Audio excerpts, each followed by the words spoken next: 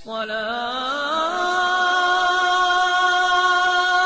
خير من النوم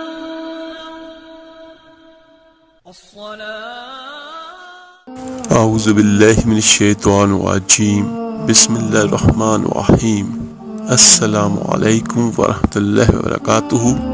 میرے عزیز بھائیو بہنوں اور بچوں، آج کا جو ہمارا موضوع ہے وہ نماز میں وسوسے اور اگر برے خیالات آئیں تو کیا کرنا چاہیے، اور یہ برے خیالات کیوں آتے ہیں، کس وجہ سے آتے ہیں۔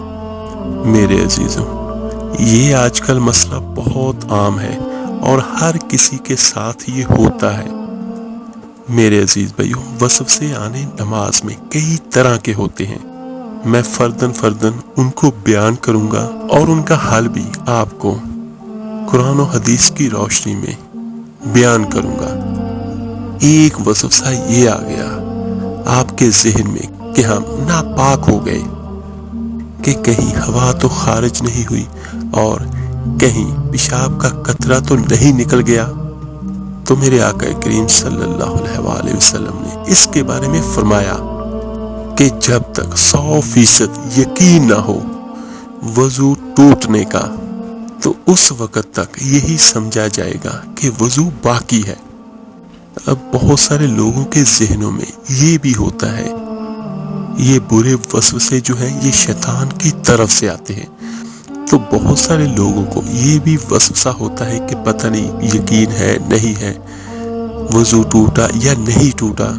تو اس کے بارے میں علماء کرام نے اس کا حل لکھا ہے کہ اگر آپ کو یہ لگے کہ آپ کا وضو ٹوٹ گیا ہے اور کوئی آپ سے یہ پوچھے کہ آپ کا وضو ٹوٹا ہے، تو آپ اللہ کی قسم کھا کر اگر کہہ دیں کہ ہاں میرا وضو ٹوٹ گیا ہوا کی وجہ سے یا یورین کی وجہ سے، یعنی اگر آپ قسم اٹھا سکتے ہیں تو پھر یہ کہا جائے گا علماء کرام کے نزدیک کہ آپ کا وضو ٹوٹ گیا۔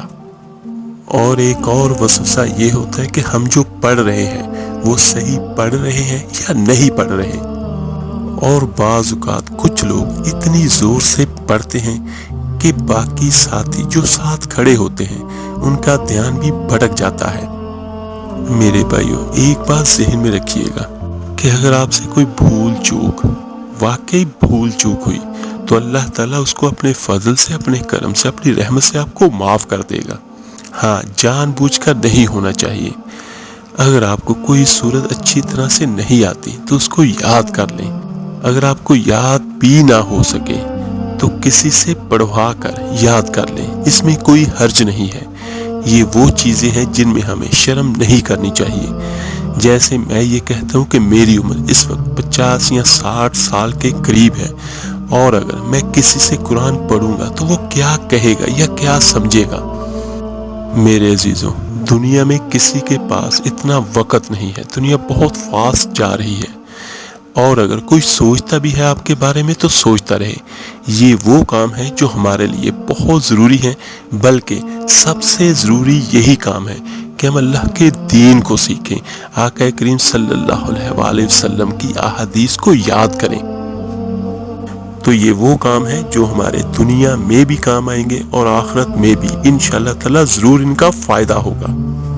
اور اس وقت جو حالات ہیں وہ یہ ہے کہ ہر بندہ اسی تگ و دو میں لگا ہوا ہے کہ رزق کو کیسے ڈھونڈا جائے، رزق چلایا جائے۔ اور بہت سارے میرے بھائی بچے دفتروں میں کام کرتے ہیں یا اپنا دکان کا کام کرتے ہیں یا کوئی محنت مزدوری کرتے ہیں، تو نماز میں یہ خیالات بھی اکثر آ جاتے ہیں۔ تو میرے عزیزوں، ان کو کوشش کریں کہ جھٹک دیں۔ باقی خیالات کا آنا یہ شیطان کی طرف سے ہے۔ مجھے اس حوالے سے ایک اہم بات یاد آ گئی ہے، وہ میں آپ کے ساتھ شیئر کرتا ہوں کہ ایک مسلمان تھا، معاذ اللہ وہ مرضی ہو گیا، اور مرضی ہونے کے بعد جب کسی نے اس سے پوچھا سناؤ تمہارا کیا حال ہے، تو وہ بندہ یہ کہنے لگا کہ جب میں مسلمان تھا اور میں نمازیں پڑھتا تھا تو میرے ذہن میں بہت سارے خیالات، وسوسے اور اسی جیسی اور چیزیں آتی رہتی تھیں، لیکن جب سے میں نے اپنا مذہب معاذ اللہ تبدیل کر لیا، تب سے میں بڑے سکون کے ساتھ اور آرام کے ساتھ نمازیں پڑھتا ہوں۔ تو اس کا یہ جواب سن کر ایک علماء کرام نے فرمایا، اللہ تعالیٰ ان کے درجات کو بلند کرے، انہوں نے کہا کہ جہاں پہ خزانہ ہوگا وہاں پہ نقب لگے گی، وہاں پہ چور بھی آئیں گے، اور جہاں کچھ نہ ہو وہاں کبھی چور نہیں آئے گا۔ تو شیطان کس کے پاس آتا ہے؟ مسلمانوں کے پاس۔ وہ چوری کی نیت سے ذہنوں پہ نقب لگاتا ہے کہ ان کا دھیان بھٹکائے۔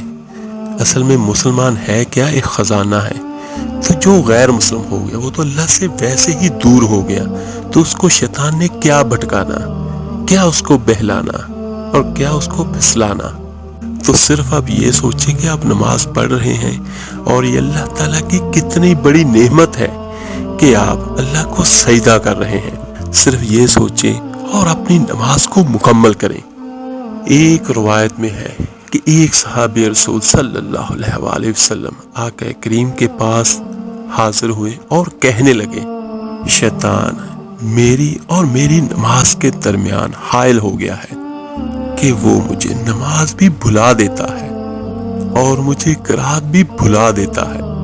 مجھے کچھ پتہ نہیں چلتا کہ میں نے کتنی رکعتیں پڑھی ہیں، مجھے کچھ پتہ نہیں چلتا کہ میں کون سے اذکار کر رہا ہوں، اور نماز میں مختلف قسم کے خیالات اور وسوسے آنا شروع ہو گئے ہیں۔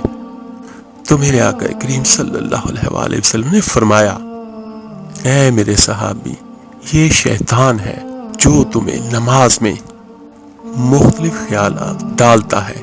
اور میرے آقا کریم صلی اللہ علیہ وآلہ وسلم نے فرمایا، جب بھی نماز میں تمہیں کوئی خیال آئے اور نماز بھولنا شروع ہو جائے کہ میں کس رکعت میں ہوں اور میں کیا پڑھ رہا ہوں، اور یہ مسئلہ اس وقت بہت عام ہے۔ بہت سارے میرے بھائی اور بہنیں جب نماز پڑھتے ہیں تو ان کے ذہنوں میں ایسے بہت سارے خیالات آتے ہیں۔ ہاں، وہ ضرور محفوظ ہیں جو اللہ کے ولی ہیں، جن کا ڈائریکٹ تعلق اللہ کے ساتھ ہے، اور جو صحیح معنوں میں مومن ہیں وہ اس قسم کی چیزوں سے محفوظ ہیں۔ اور عام لوگوں کے ساتھ ایسے ہی ہوتا ہے کہ وہ فوکس نہیں کر پاتے کہ کیا پڑھ رہے ہیں۔ تو میرے آقا کریم صلی اللہ علیہ وآلہ وسلم کا دیا ہوا علاج استعمال کریں۔ فرمایا میرے آقا کریم صلی اللہ علیہ وآلہ وسلم نے، جب تمہیں یہ محسوس ہو کہ اس وقت میری توجہ نماز کی طرف نہیں رہی، جس حالت میں کھڑے ہو، رکوع میں ہو، سجدے میں ہو، معمولی سا اپنے چہرے کو بائیں طرف لے جاؤ اور 3 مرتبہ دھتکار دو۔ اس کا دھتکارنے سے مراد یہ ہے کہ آپ نے اپنا چہرہ معمولی سا، زیادہ نہیں، معمولی سا گھمانا ہے اپنی بائیں طرف کو، اور آپ نے کرنا کیا ہے، جس طرح آپ کی زبان پہ کوئی چیز لگی اور آپ اس کو نکالتے ہیں یا آپ تھوکنا چاہتے ہیں، لیکن آپ نے تھوکنا نہیں، لیکن آپ نے اسی حالت میں اسی طرح دھتکارنا ہے۔ 3 بار آپ نے زبان کو ہونٹوں کو ملا کر یہی کام کرنا ہے کہ جس طرح آپ کسی چیز کو تھوک رہے ہیں۔ اور یہ علاج 3 بار صحابی نے کر کے دیکھا، اور وہ صحابی رسول صلی اللہ علیہ وآلہ وسلم کہتے ہیں، میں نے اس علاج کو اختیار کیا، اس دن کے بعد اللہ کی رحمت سے مجھے نماز میں کوئی خیال نہیں آیا۔ اور یہ روایت صحیح مسلم کی ہے۔ ایک اور روایت میں آپ کو پیش کرتا ہوں کہ صحابہ کرام نے آقا کریم صلی اللہ علیہ وآلہ وسلم کی خدمت میں عرض کیا، حضور ہمیں بعض اوقات ایسے وسوسے آتے ہیں کہ اگر ہم بیان کر دیں تو ہم قتل کر دیے جائیں، کہ بعض اوقات اتنا غلیظ خیال انسان کے دل میں آتا ہے، دماغ کی سکرین پہ ابھرتا ہے۔ تو میرے آقا کریم صلی اللہ علیہ وآلہ وسلم نے آگے سے پوچھا، جب یہ خیالات آتے ہیں تو تم کیا کرتے ہو؟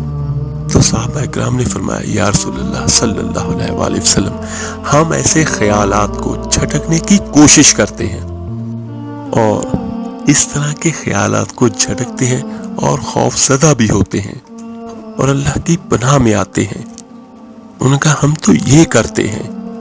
تو میرے آقا کریم صلی اللہ علیہ وآلہ وسلم نے ارشاد فرمایا یہ تمہارے واضح ایمان کی علامت ہے کہ اگر کوئی آپ کو وسوسہ آیا اور ایسا کوئی گندا خیال بھی آ گیا کہ اس وسوسے کے بعد جو بے چینی اور بیزاری پیدا ہوئی اور جو کوشش ان برے خیالات کو جھٹکنے کے لیے اور اپنے آپ سے دور کرنے کے لیے کی، یہ تمہارا ایمان تھا جو کھڑا ہوا اور تم اس سے بچنے کی کوشش کرتے ہو، تو یہ تمہارے ایمان کی علامت ہے۔ اور میرے عزیز، جو سب سے آخری بات میں کرنا چاہوں گا کہ نماز جیسے بھی ہے، جو بھی ہے، آپ ضرور پڑھیں۔ اگر کوئی خیال بھی آتا ہے تو ان خیالات سے اللہ کی پناہ میں آئیں گے، اور نماز کو نہ چھوڑیں، نماز کو پابندی کے ساتھ پڑھیں۔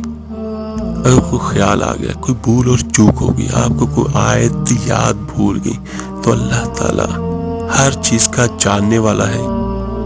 اور پھر بھول چوک تو اسلام میں اس کے لیے بہت ساری گنجائشیں بھی ہیں، اور پھر اللہ کی یہ شان ہے کہ ہم اسے سجدہ کریں، اور اللہ کو سجدہ کرنا اور نماز پڑھنا یہ ہمارے اپنے لیے ہے۔